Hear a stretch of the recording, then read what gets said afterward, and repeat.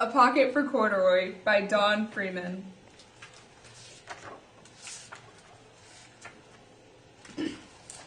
Late one summer afternoon, Lisa and her mother took their laundry to the laundromat. As always on such trips, Lisa carried along her toy bear, Corduroy.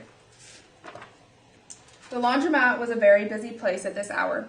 "Now, Corduroy, you sit right here and wait for me," Lisa said. "I'm going to help with our wash." Corduroy waited patiently. Then he suddenly perked up his ears. Lisa's mother was saying, "Be sure to take everything out of your pockets, Lisa dear. You don't want your precious things to get all wet and soapy." "Pockets?" said Corduroy to himself. "I don't have a pocket." He slid off the chair. "I must go and find something to make a pocket out of," he said, and he began to look around. First he came to a pile of fancy towels and washcloths, but nothing was the right size or color. Then he saw a huge stack of colorful clothes in a laundry bag. "There ought to be something in there to make a pocket out of," he said. Without hesitating, he climbed inside the bag, which was filled with pieces of wet laundry. The dampness didn't bother Corduroy in the least.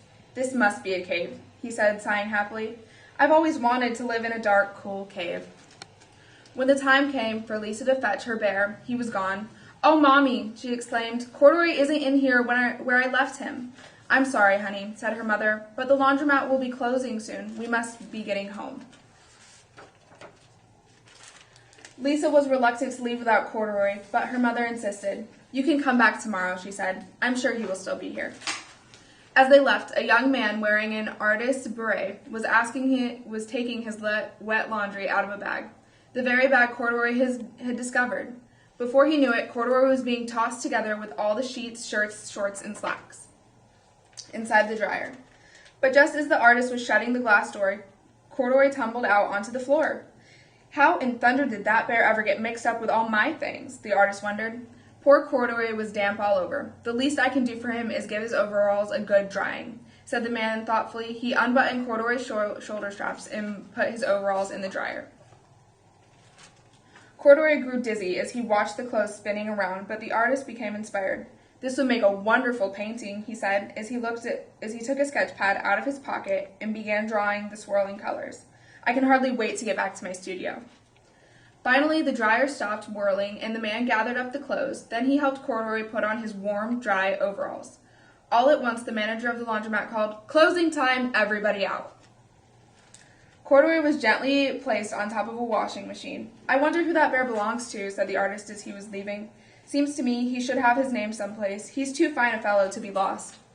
As soon as the lights were turned off, Corduroy began his search again. He was surprised to see something white glowing in the dark. "Maybe it's snow," he said excitedly. "I've always wanted to play in the snow." He accidentally tipped over the open-lidded box, and suddenly he was covered with soft, slippery soap flakes.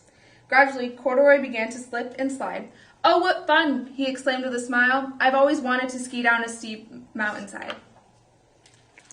He landed, paws first, in an empty laundry basket. "This must be a cage," he said, peeking through the bars. "I've never wanted to live inside a cage like a bear in the zoo." But by now, Corduroy felt drowsy, and soon he nodded off to sleep. Next morning, when the manager came to open the door of the laundromat, there was Lisa waiting. "I left something here yesterday," she explained. "May I look around?" "Certainly," said the manager. "My customers are always leaving things." Lisa was searching under the chairs and in back of the washing machines when she heard the manager call to her. "Is this what you're looking for, senorita?" Yes, he's my best friend," shouted Lisa as she came running. She reached in and picked Corduroy out of the basket. "So this is where you've been, you little rascal," she said. "It's time I took you home." Lisa thanked the manager and ran out the door and down the street, holding Corduroy tightly in her arms. "I thought I told you to wait for me," she said. "Why did you wander away?" "I went looking for a pocket," Corduroy said. "Oh, Corduroy, why didn't you tell me you wanted a pocket?" asked Lisa, giving him an affectionate squeeze. That very morning, Lisa sewed a pocket on Corduroy's overalls. "And here's a card I've made with your name on it, for you to keep tucked inside," she said. "I've always wanted a purple pocket with my name tucked inside," said Corduroy, and he and Lisa nuzzled noses. The end.